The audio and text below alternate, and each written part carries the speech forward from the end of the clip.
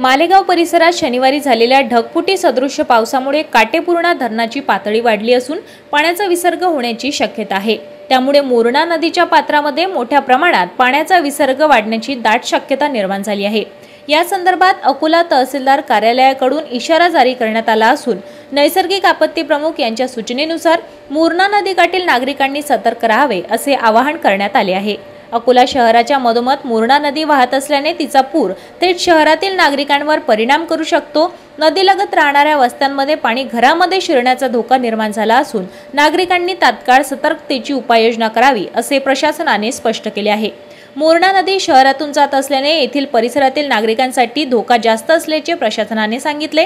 या दरम्यान राजेश्वर सेतूवरून पाणी वाहू लागले असून या पुलावरील वाहतूक पोलिसांनी खबरदारीचा उपाय म्हणून बंद केली आहे। पुलावरून नागरिकांची व वाहनांची ये-जा पूर्णपणे थांबवण्यात आली असून पर्यायी मार्गाचा वापर करण्याचे आवाहन वाहतूक पोलिसांकडून करण्यात आले आहे। पूरस्थितीवर नियंत्रण ठेवण्यासाठी शहरात पोलीस बंदोबस्त वाढविण्यात आला आहे।